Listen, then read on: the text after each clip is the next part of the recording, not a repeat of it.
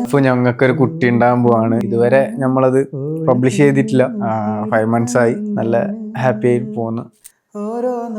മോനെ കാണാത്തൊരു വിഷമമുണ്ട് നമുക്ക്. ഞാൻ ആദ്യമേ പറയുമായിരുന്നു, അവനെ അങ്ങനെ നോക്കി ലാളിച്ചതിന് എനിക്ക് ആ ഒരു മോന്റെ സ്നേഹം ഫസ്റ്റേ കൊടുക്കാൻ പറ്റും. വേറെ കുഞ്ഞായിട്ട് പിന്നെ കൊണ്ടുവന്നു കഴിയുമ്പോ എനിക്ക് രണ്ടാളെയും കൂടി എങ്ങനെ കെയർ ചെയ്യണമെന്ന് അറിയില്ല.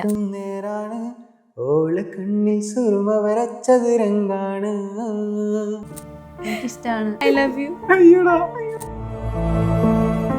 വായന കേൾക്കാൻ വേണ്ടി എന്തൊക്കെ പറയാം. അതുപോലെ എന്റെ വായന കേട്ടിട്ടില്ല, അതുകൊണ്ട് നോക്കിയിരിക്കും.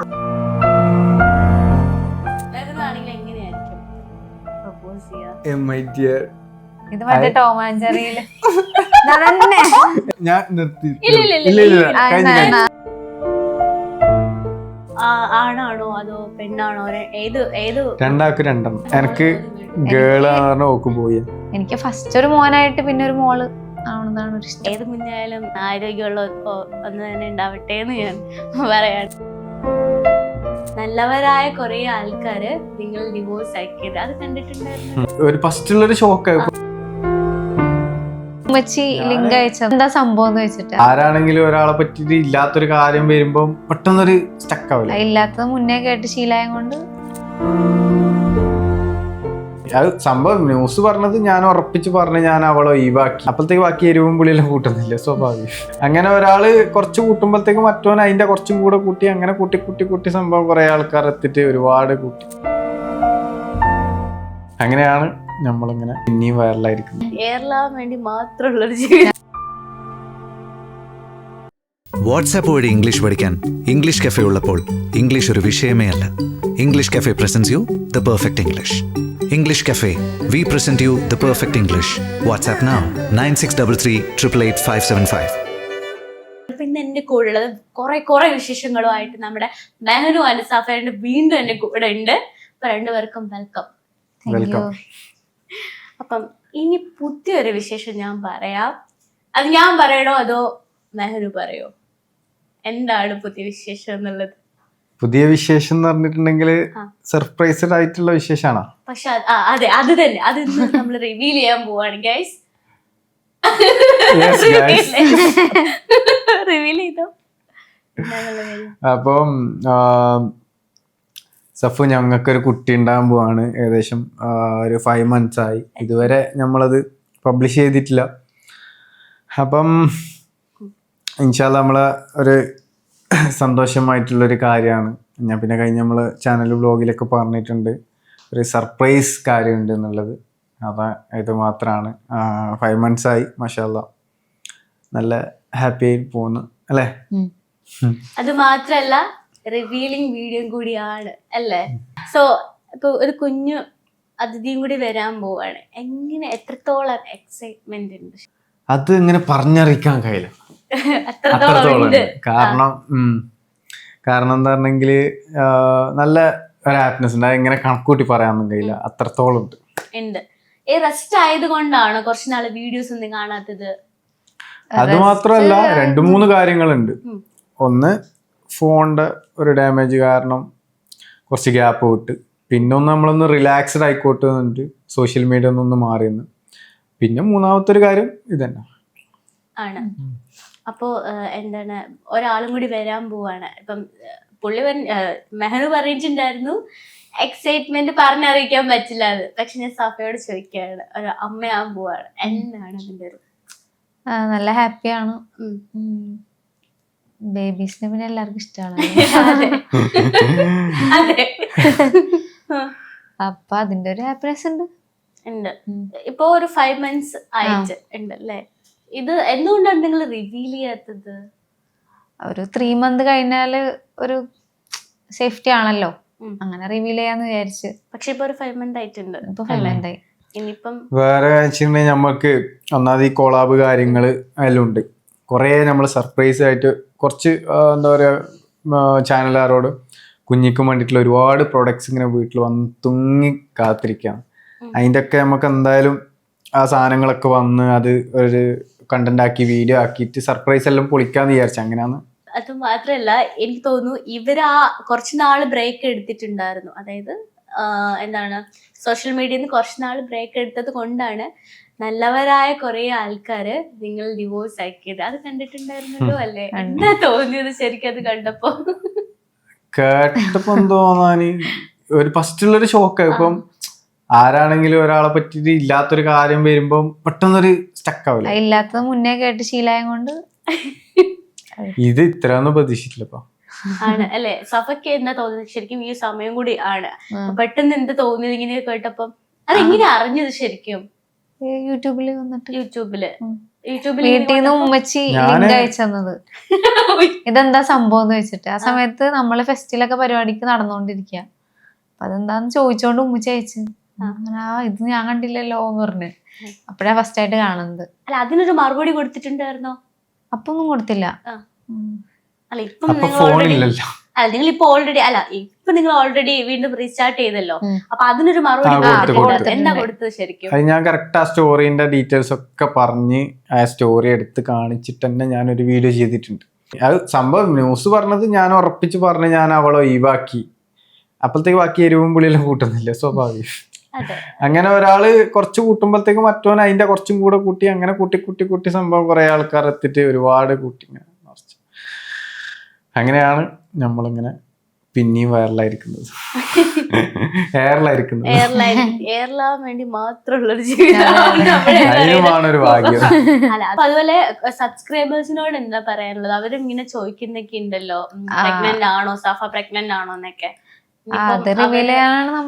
സബ്സ്ക്രൈബറിന് നമ്മളിപ്പം ഒരുപാട് ആൾക്കാർ കമന്റില് കുറെ ആൾക്കാർ ചോദിച്ചിട്ടുണ്ട്, സഫ പ്രഗ്നന്റ് ആണോ, പ്ലീസ് റിപ്ലൈ എന്നിട്ട് ഒരുപാട് കമന്റ്സ് നമ്മുടെ ചാനലിൽ വന്നിട്ടുണ്ട്.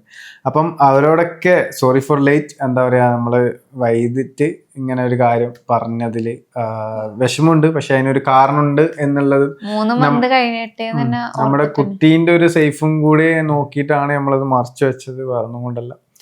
അപ്പോൾ അത് അങ്ങനത്തെ ആ രീതിയിൽ എടുക്കുക. അപ്പോൾ മനഃപൂർവ്വം അങ്ങനെ പറയാണ്ടിരുന്നതിൻ്റെ ഒരു ഇത് പേടിച്ചിട്ട് തന്നെ ഇപ്പോഴത്തെ മനുഷ്യന്മാർ അങ്ങനെയാണ്, അങ്ങനത്തെ ആ ഒരു രീതിയിൽ.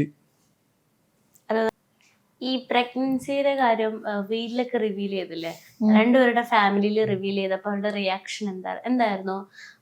മെഹനുവിന്റെ ഫാമിലിയുടെ റിയാക്ഷൻ എന്ത് മെഹനുവിന്റെ ഫാമിലിയിൽ പിന്നെ കുറെ പേരക്കുട്ടികളുള്ളതുകൊണ്ട് വലിയ റിയാക്ഷൻ ഒന്നും ഉണ്ടായില്ല. ഐ മീൻ ഉദ്ദേശിക്കുന്നത് എന്ത്, എങ്ങനെ ഒരു പോസിറ്റീവ് ആയിട്ടാണോ നെഗറ്റീവ്? നോർമലി ആടെപ്പോഴും എന്താ പറയാ, ഇപ്പൊ ഒരുപാട് ബ്രദർ കല്യാണം കഴിച്ച് ബ്രദർ കുട്ടിയായി, പിന്നെ സിസ്റ്റർ കല്യാണം കഴിച്ചപ്പോ സിസ്റ്റർക്ക് 2 കുട്ടിയായി. അപ്പൊ സ്വാഭാവികമായിട്ട് അവര് കേൾക്കുമ്പോ ഓള് പ്രഗ്നന്റ്, ഓക്കെ റിയാക്ഷൻ ആയിരുന്നു. ഭയങ്കര സിംപ്ലി ആയിരുന്നു അല്ലേ? സഫയുടെ ആണെങ്കിലോ ഫസ്റ്റ് ബേബിയെ വീട്ടിൽ വരാൻ പോണത്. അപ്പൊ ഭയങ്കര സന്തോഷായിരിക്കും. കൂടുതല് സന്തോഷം അനിയത്തിമാർക്കായിരുന്നു അല്ലേ? അത് എനിക്ക് കാണാനുണ്ടായിനി. ഇതിന്റെ ഇടയ്ക്കോള് ഫസ്റ്റ് വീഡിയോ കോൾ ചെയ്യുന്ന സമയത്തൊക്കെ ഇവിടെ അനിയത്തിമാർ എന്താ പറയാ ഭയങ്കര ഒരു ആ ഒരു സംസാരത്തില് ഫേസിൽ കാണാനുണ്ട്. അവർക്ക് ഇങ്ങനെ ഓരോന്നൊക്കെ കാണിച്ചു കൊടുക്കുമ്പോ അവര് ഇങ്ങനെയൊക്കെ ഭയങ്കര ഹാപ്പിനെസ്. പിന്നെ പെണ്ണുഞ്ഞാകുമ്പോ നമുക്കെല്ലാം പൊട്ടിട്ട് മേക്കപ്പ് ഇട്ടെടുക്കുക, നല്ല ഡ്രസ്സൊക്കെ ഇട്ട് കൊടുക്കാല. ഉമ്മച്ചി മുന്നേ പറയുമായിരുന്നു, വേഗം ഒരു കുഞ്ഞിനെ നോക്ക്, ഞങ്ങൾക്കും ആഗ്രഹമൊക്കെ ഇല്ലേ എന്നൊക്കെ പറയുമായിരുന്നു. ഇപ്പം നിങ്ങക്ക് ആണാണോ അതോ പെണ്ണാണോ? രണ്ടാൾക്ക് രണ്ടെണ്ണം.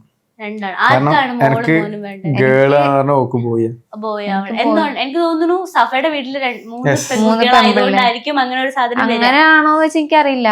അനിയത്തിമാർക്ക് ഗേള് വേണമെന്നാ ഒരാള് പറഞ്ഞത്. ഇങ്ങനെ ഡ്രസ്സൊക്കെ ആക്കി കൊടുക്കാൻ. രണ്ടുപേരും കുഴപ്പമൊന്നുമില്ല, ബേബി ബോയും ഗേളായാലും. എനിക്ക് ഫസ്റ്റ് ഒരു മോനായിട്ട് പിന്നെ ഒരു മോള് ആവണമെന്നാണ് ഒരു ഇഷ്ടം, ആഗ്രഹമുള്ളത്. ഏത് കുഞ്ഞായാലും ആരോഗ്യമുള്ള ഉണ്ടാവട്ടെ എന്ന് പറയാണ്. കാരണം നമുക്ക് ആഗ്രഹിക്കാം, നമ്മൾ എന്തായാലും ഏതൊരു പാരന്റ്സ് ആണെങ്കിലും ഒരു സങ്കല്പം ഒരു മോള് വേണം, അതേപോലെ ഒന്ന് പറഞ്ഞു.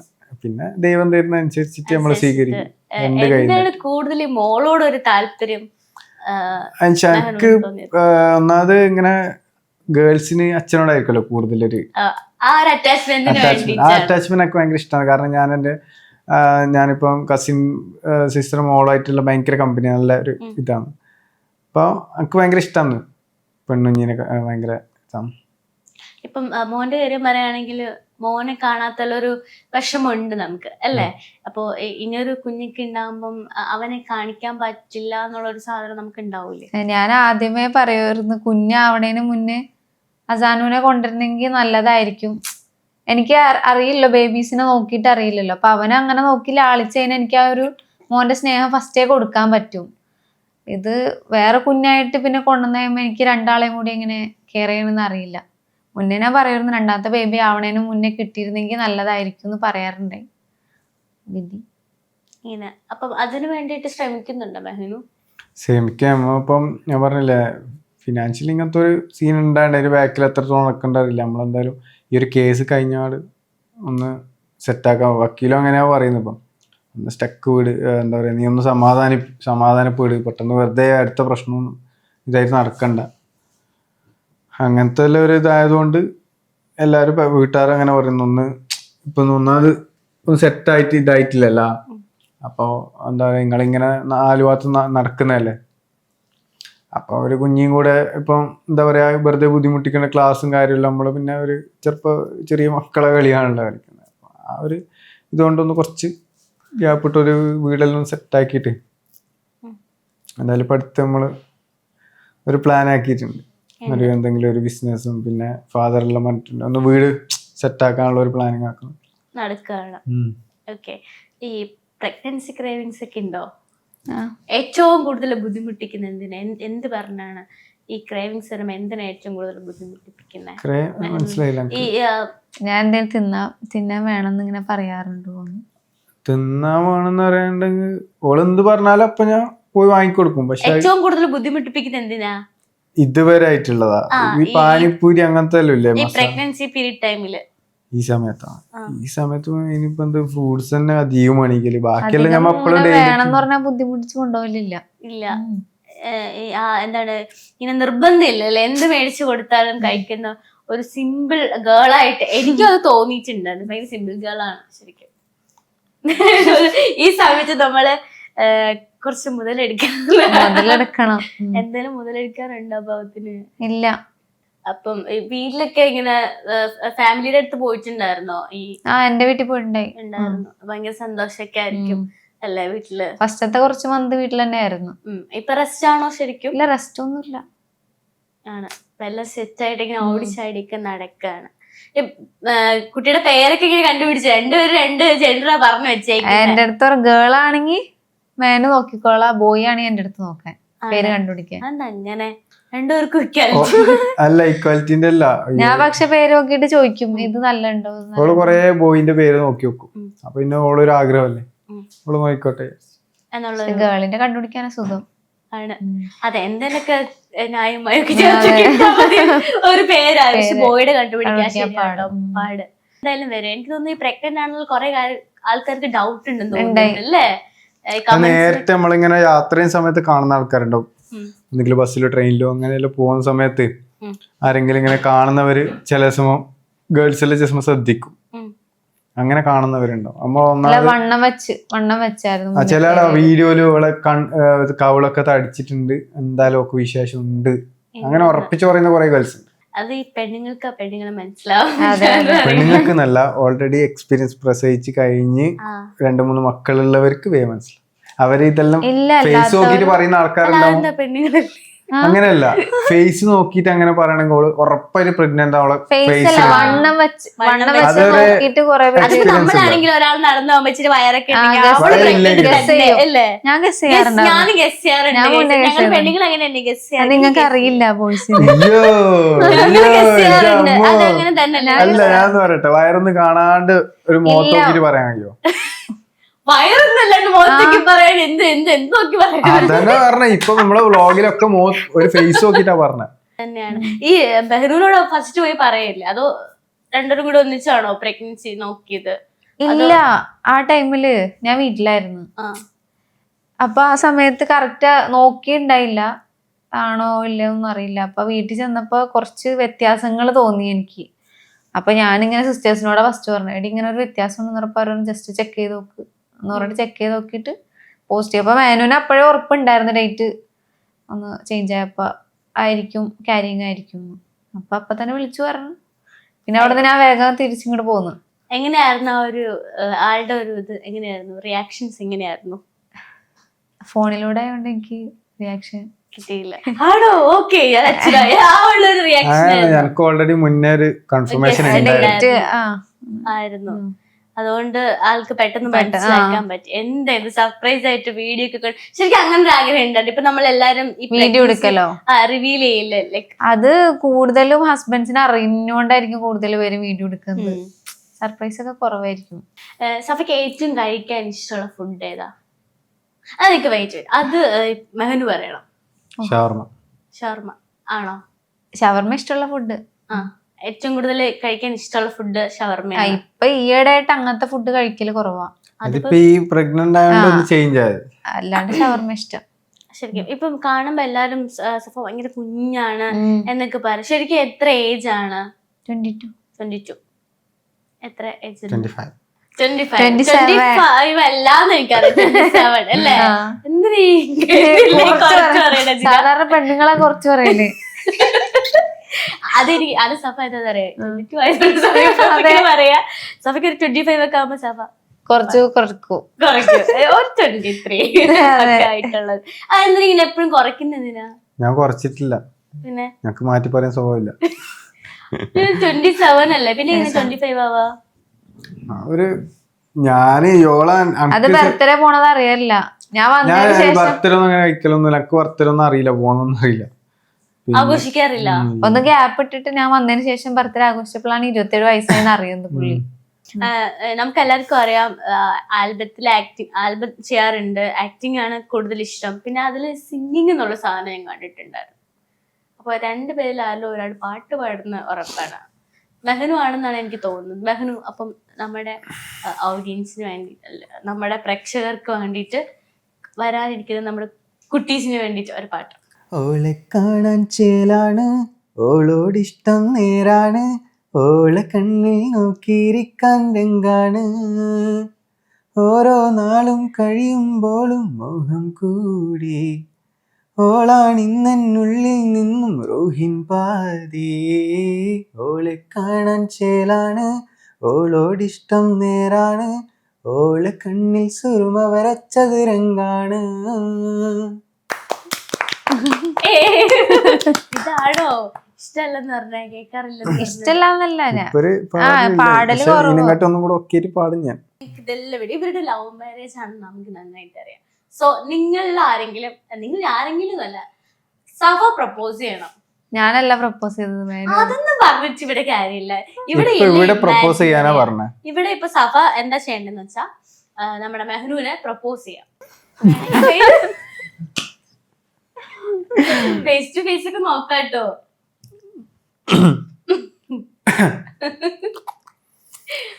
കേൾക്കാനുള്ള ഒരു ആകാംക്ഷ. ഡയലോഗ് കൂടി പറഞ്ഞു. അത് മോശാടി. എന്ത് നിന്റെ കാമുകനും ഓരോ ബേഡാര് പറഞ്ഞു. എന്നാ വേറെ ഫസ്റ്റ് പറയട്ടെ, അപ്പൊ എനിക്കൊരു ഇതാവുമല്ലോ. ഒരാളോട് ചോദിച്ച അത് മറിക്കുന്നത് അല്ല, ഞാൻ കാര്യത്തിൽ നമ്മൾ തമ്മിൽ അല്ലേ ഒന്നാണെന്ന് തോന്നുന്നു. കാരണം സെറ്റ് ചെയ്ത് കൊടുക്കേണ്ടതുണ്ട് എന്തായാലും. അല്ല, ഞാൻ ഇതുവരെ അഭിനയിച്ചിട്ടില്ല. വേനല്ല അഭിനയിക്കണ്ട, ഇത് അഭിനയല്ല, ദിസ് ഈസ് എ റിയൽ. അതെ, നിന്നോട് വേറെ ഒരു നടനെ കൊണ്ട് മുന്നിൽ അഭിനയിക്കാനല്ല പറയുന്നത്. ഈ കാര്യത്തിൽ ഞാൻ അവരെ സപ്പോർട്ട്. കാര്യം എന്താ സത്യം പറഞ്ഞാൽ ഒളിപ്പിക്കാത്ത ഒരാളാ. എന്റെ വായന അങ്ങനത്തെ വരെയില്ല. ഇല്ല, നോർമലി ഇപ്പം സഫയാണ്. ഇപ്പൊ സഫയ്ക്കൊരു എന്താണ് പുള്ളിക്കാരനോട് ഒരു ഇത് തോന്നിയിട്ടുണ്ടായിരുന്നു, ക്രഷ് തോന്നി. അപ്പൊ അത് പോയി പറയാണ്, അല്ലെങ്കിൽ കല്യാണം കഴിച്ച് താല്പര്യം ഉണ്ടെന്ന് പറയാം. ഇതാണ് നമ്മുടെ ഒരു ഇതെന്നറിയുന്നത്. ദൈവമേ, സഫയ്ക്ക് പറ്റും.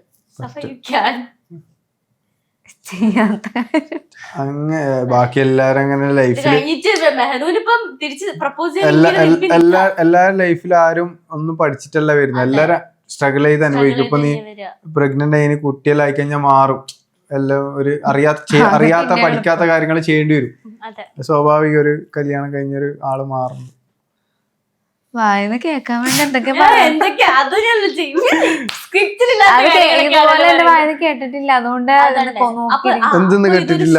ഞാൻ ഇങ്ങനെ പറയാൻ തോന്നുന്നു. അവര് മറ്റേ എന്താ പറയാ, ഇങ്ങനെ പറയുന്ന പറഞ്ഞ ഇങ്ങനെ ഒരാളെ പറയിപ്പിച്ച് പറയുന്നു ഞാൻ കേട്ടിട്ട്. ഇങ്ങനെ ബെഡിൽ ഇങ്ങനെ കിടക്കുമ്പോ എപ്പോഴെങ്കിലും ഇങ്ങനെ സ്നേഹത്തോട് പറഞ്ഞാലായി.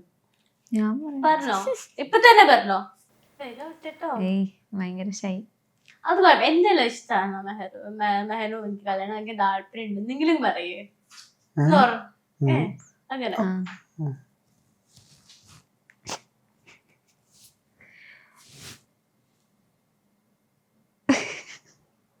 മേനു ഫസ്റ്റ് പറയട്ടെ. ഓക്കെ, എന്നാ നമുക്ക് അങ്ങനെ, കാരണം ഒരു കൺസിഡറേഷൻ കൊടുക്കണല്ലോ. Menu first so menu first പറയും. മെഹനു ആണെങ്കിൽ എങ്ങനെയായിരിക്കും പ്രപ്പോസ് ചെയ്യാ? ഞാൻ വെച്ച് ചെയ്യൂല. ഫ്ലോ കളഞ്ഞു my dear. ഇത് മറ്റേ ടോമാഞ്ചറിയില് ഒരാളെ ചെയ്യാൻ പുള്ളി പിടിയും ചെയ്യില്ല, അതിന്റെ ഇടക്ക് കയറി ഞാൻ നിർത്തി. നമുക്ക് കോംപ്രമൈസ് ചെയ്യാം. Okay, I really love you and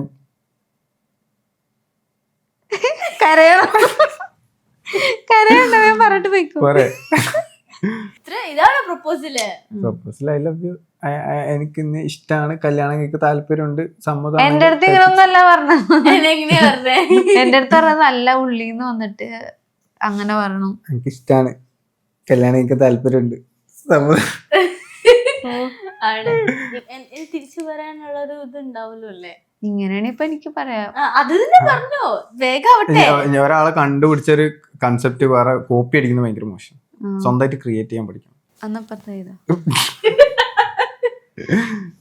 എനിക്കിഷ്ടാണ്. ഈ അടുത്ത കൈ ഐ ലവ് യു. അയ്യോടാ, ഫൈനലി അവരെ അങ്ങോട്ടും ഇങ്ങോട്ടും വേഗം കൈ അടിച്ച് പാസ്സാക്കിയിരിക്കുന്ന ഗൈസ്, കാരണം എങ്ങനെയെങ്കിലും വിട്ടു പോണം. അല്ല, ഇതിന് നീണ്ടു പോയി ഇവര് ഇനി അവസാനം ഇവിടെ അവസാനം ആങ്കർ അടി ആക്കി എന്ന് പറയും. അതുകൊണ്ട് എനിക്ക് വൈകത്തില്ല. അപ്പോ ഒരു പ്രപ്പോസ് ചെയ്യുന്ന ഒരു സീനല്ലേ, ഭയങ്കര സീനാണ്. നമ്മളിങ്ങനെ ഫോണിൽ മാത്രമേ അറിയുള്ളൂ. കാരണം ഈ ഡയലോഗ് പറഞ്ഞാല് ഞാൻ ഇടയ്ക്ക് പറയലില്ല. അപ്പൊ തിരിച്ച് പറയുന്ന എപ്പോഴും പറയാറുണ്ട്. ഇതില് ആരാ ഏറ്റവും കൂടുതൽ റൊമാൻറ്റിക് ഉള്ളത്? അൺറൊമാൻറ്റിക് ആണോ സഫ? അത് റൊമാൻറ്റിക് ആണോ അൺറൊമാൻറ്റിക് ആണോ? കുറച്ച് കുറവ് കുറവുണ്ട്. അതെ, ഞാൻ കുറച്ച് സ്ട്രിക്റ്റ് ഒക്കെ ആണെന്ന്. ആണോ? കുറച്ച് കാര്യങ്ങളിലൊക്കെ കുറച്ച് മീഡിയം ലാർജ് ആണ്. എന്താ എല്ലാത്തിനും തലാട്ടി കൊടുക്കേ, എന്താ അറിയാണ്ട്. ഞാനത് ലാസ്റ്റ് ഒക്കെ ബാക്കിയൊക്കെ നിങ്ങൾ എടുത്തോട്ടോ, ഇതിലൊക്കെ നിങ്ങൾ എടുത്തോ. ഓക്കെ, ഇനി നമുക്ക് ഒരു ഗെയിം സെഗ്മെന്റിൽ പോവാം. ഓൾറെഡി നമ്മൾ കുറെ വിശേഷങ്ങൾ മുന്നേ പറഞ്ഞിട്ടുണ്ടായിരുന്നു. പിന്നെ ഇപ്പോഴത്തെ ഒരു വിശേഷമാണ് സഫ, നിങ്ങളുടെ ഫാമിലി ഒന്ന് എക്സ്റ്റെൻഡ് ആവാൻ പോവാണ് അല്ലേ, ഒരാളും കൂടി വരാൻ പോവാണ്. സോ നമുക്ക് അതൊക്കെ പിന്നെ പോട്ടെ, നമുക്കൊരു ഗെയിമിലേക്ക് പോവാം.